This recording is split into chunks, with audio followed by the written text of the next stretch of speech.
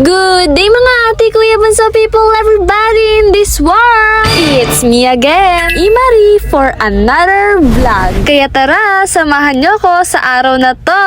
Welcome to my real life, Real Imps. Sorry peoples, dahil nadali ang ating pag-upload. Paano ba naman ay inunan muna ng babae na ito gumala kaysa mag-edit? Kasi kahit nga po ako nakaupo lang sa isang tabi sa pag-edit ng vlog ay pagod na pagod naman ang boses ko. Naku, kasabay din ito ang pananakit ng aking likod at balakang. Para bang gurang na ako kumilos makalipas ng ilang oras pag natayo ako. By the way peoples, after mamahid ni Tessa ng puti, ito, syempre pagkarating namin dito ay enjoy na sa paglalangoy. Kaso wala pa po kaming isang oras dito sa bagong ilog ay umahon na kami. Hindi kasi kami sanay sa ilog na ang ilalim niya ay malambot na lupa. Gusto nga rito ni Johnny kaso wala naman siyang magagawa dahil lahat kami gusto nang lumipat. Kaya for the ahon na ang mga person at nag-hiking na naman sila papunta sa ilog talaga na pinagliliguan namin dati pa. Hindi na nga po kami tumaas sa kanina naming dinaanan papunta sa lilipatan namin ilog dahil dire-diretso lang naman po ang ilog dito. Kaya kahit hindi namin alam kung saan na kami nadaan ay go pa rin dahil obvious naman na meron ding nadaan ditong people. Kaya rin po pala meron kami dyan naaamoy na mabahok sa dinadaanan namin kasi yun pala may kanal or tapunan ng basura nila dito.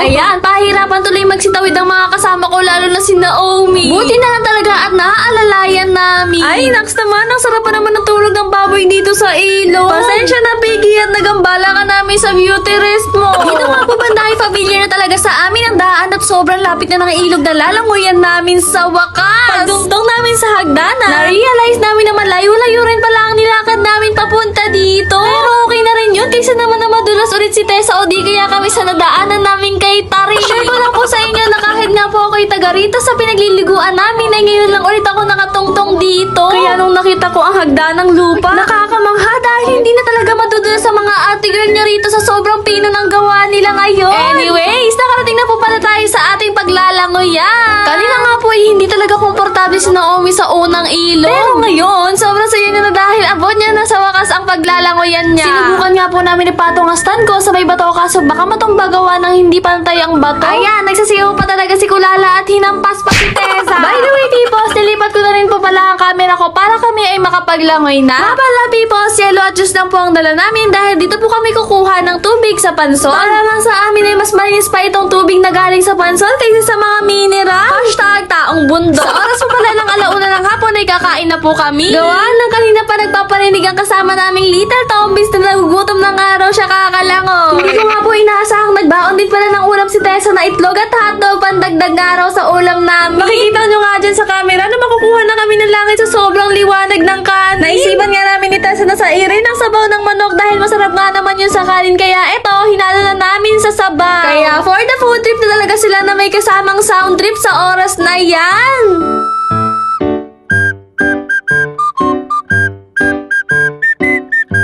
Yung halo-halo po pala namin na may natira pang dalawa. Sa haba ng oras ng paglalakad namin kanina, ay hindi na po namin nakain. Natunaw na po kasi ang yelo nito. Kaya inalok na lang namin sa mga bata dito na nasa ilog para hindi masayang. Pumunta nga po kami dito sa saktong may pagkamalalim ng ilog para makapaglangoy kami ng bongga. Kaya tara muna at samahan nyo kami mag-enjoy sa nilipatan naming ilog.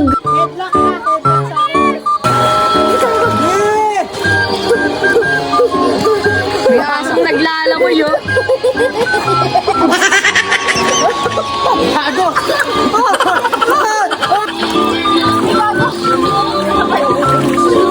Imari, lusot! Madulas ka!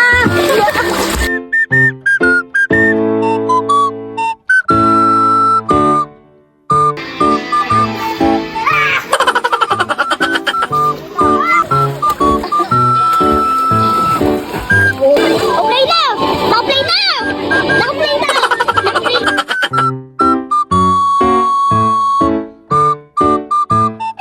Bali bandang alas 3 nga po ng hapon ay umahon na kami dahil meron pang lakad sila Jenica. Nang biglang natripan buhusan si Naomi ng tubig ni Tessa galing sa pitchel na may yelo. Ayan, munti ka na kami masuntong ng little tombits natin. Yes, ito na po peoples. Dito na kami sa normal na daanan talaga sa ilog aahon. Kaso hindi pa rin ito madali dahil over talaga ang daan na to pataas sa uuwian namin. Kaya nga po sinabi ko na ngayon lang ulit ako nakaligo rito sa ilog namin. Ayan, nagsikantaan mo talaga sila habang naahon na para bang hindi hinihingal, no?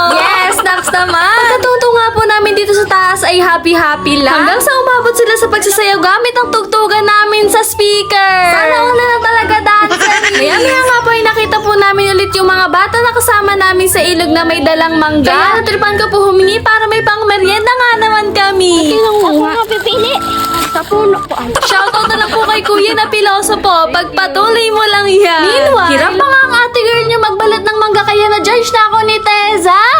Marunong ka ba talaga, te? Bigla nga rin po natripan ng kapatid ko. Ang dalawa naming pinsan na tanongin sila kaya panoorin niyo na lang habang nagtatalop ako, no? Kaya? Ha?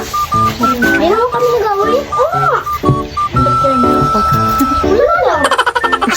Nagkasabay pa nga ang dalawang tugmo sa pagsabi ng wala lang. Anyways, tungkol pa pala sa pagtatalop ko, paano ba naman kay Purol kasi ng kutsilyo na pinangtatalop ko kanina? Kaya kumuha po ako ng panibagong kutsilyo at talagang may improvement ang pagtalop ko. Thank you, people, sa paghintay ng last part sa ilog moment. Thanks for watching, people! See you sa next vlog.